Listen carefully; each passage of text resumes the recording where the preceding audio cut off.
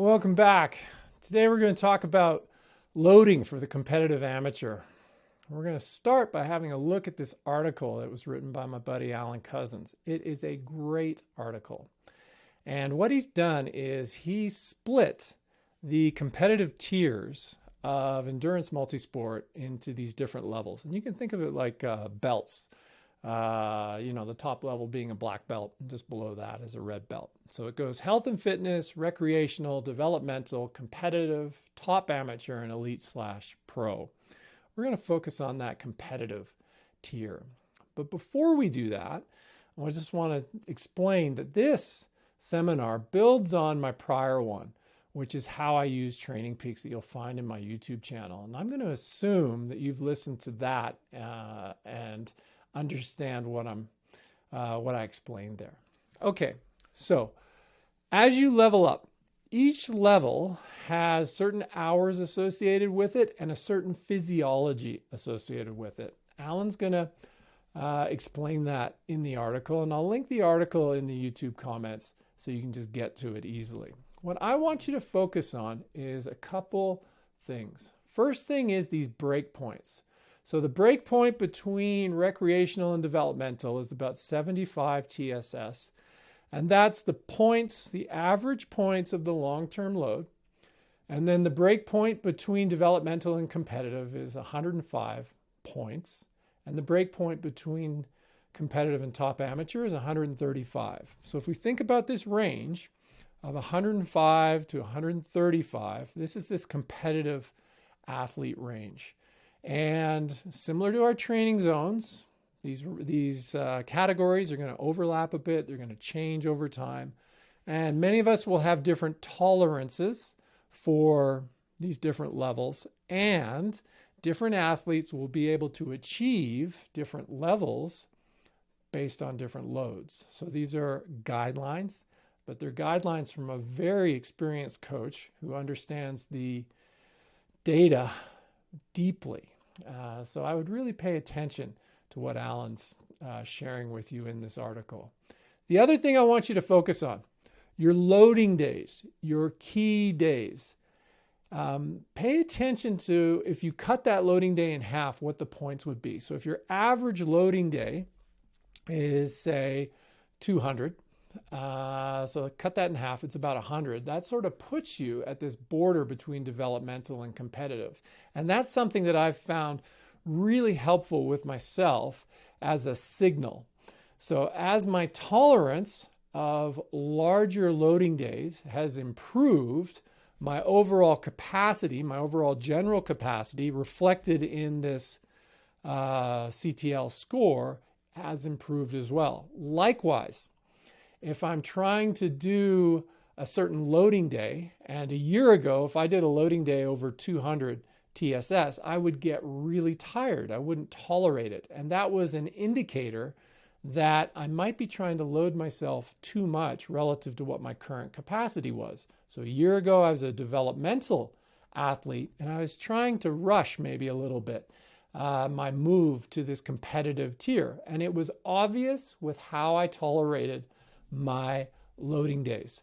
And so look for that in your own training. If the big days are really tipping you over and creating strain, and they're requiring many days to recover, you're aiming too high. You're going to have to step that down. And too high, there's duration and there's intensity. Now, I was aware of that, and my too high days were low intensity. So I was low intensity, moderate duration. It was still leaving me tired. Sign of a metabolic limiter, sign of a general capacity limiter. And on Endurance Essentials, you'll find an article called My Metabolic Manifesto, and it explains how I spent last year giving myself the metabolic fitness to move from developmental to competitive. But let's get into competitive, and what we're going to do is pull up my performance management chart, and this is from Training Peaks. And remember, the fuchsia line is my acute training load, so my 7-day rolling. The blue line is my chronic training load, my 6-day, which ties to Alan's numbers that he has in the article. And each of these red dots is the points associated with that day. And this line here, that's 200. And so those are days, 200. And you'll see this is last year here. So this goes back to looking back about 14 months. So you can see not much stuff happening over 200, whereas this year there's a cluster of key loading workouts over 200 that I'm handling now. And the component of the 200 is very different as well. As you level up into this competitive level, you'll be able to do higher quality aerobic training. Your first lactate threshold is going to be higher. So your power and pace in your green zone is going to be coming up. And you're going to tolerate some threshold main sets, which I didn't have a year ago. A year ago, it was all about building general capacity. So I want to show you some events because they're common events that you're going to see with your own training.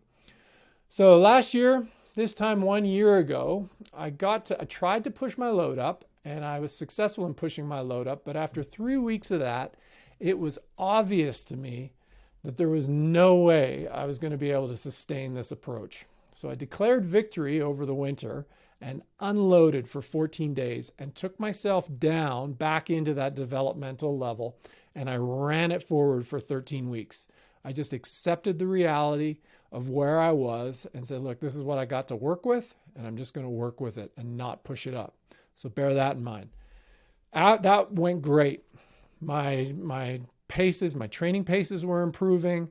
Everything was kind of rolling well, and I decided to add some fast running. Boom. Immediately dealing with niggles and injuries, which culminated in having to drop down when I had a proper injury early summer. Regroup, get myself some PT, take my non-training approach much more seriously. Summer rolls around.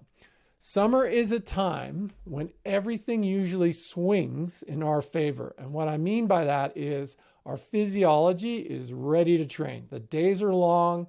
We're feeling good. I took advantage of this and did very much bike-focused endurance. I'm biomechanically limited on the running, so there was only so much I could do.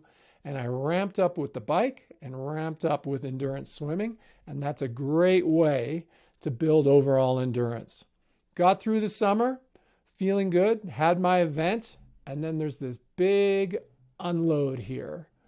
And recommend that for you, because the secret to being able to take it up even higher the next year is unloading and shedding all that fatigue from the prior year. And then I get back across the winter. These little peaks here that you see are illnesses, and you'll have those. And recovery on demand, sometimes the demand is an illness, and it's time to unload a little bit and get yourself healthy again, and then move back into training. Now, here's the interesting thing. In the summer, I had a 6-week block where I was able to drive my load up, and then I unloaded going into my A event. And 6 weeks is about as long as I would recommend you push it. If you don't have an event, so here I am in February, I've had 3 huge weeks. This pink line looks very similar to what we saw in the summer, but it's February and I'm not getting ready for an A race. And my TSB is today, to this morning, as I wake up, it's minus 35. It's as low as I ever want to take it. So declare victory. There's no need to push it higher. As well, if we remember that range that Alan said for that competitive athlete, 105 to 135 points. The 105 is about where my CTL is, and that 135 is about where I can push my ATL and feel good. So my chronic right now is well below what I can demonstrate in my bigger weeks. And my bigger weeks are coming from loading days as well as easy days.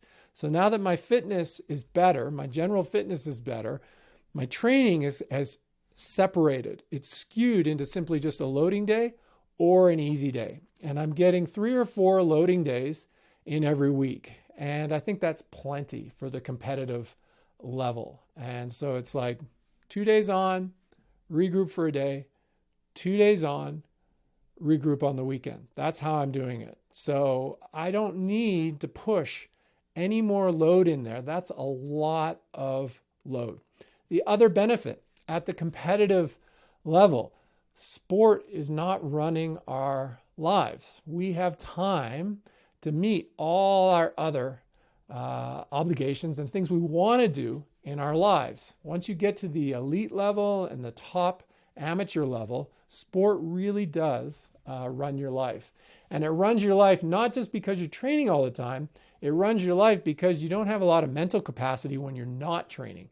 And one of the things at the competitive level you should think about is on the days that you need to think and the days you need to be creative and engage with your life in terms of work, family, and kids, you periodize that within your week as well. So there's loading days, and you also have periods where you know you're going to be fresher and more mentally up, and you can fit your life into those days. As you push into that red belt level and that black belt level, those days become fewer and fewer, and you really have to ask yourself if it's worth it for you, because it's a very big level of commitment. Now, one way around that is using the summer and using these focus blocks.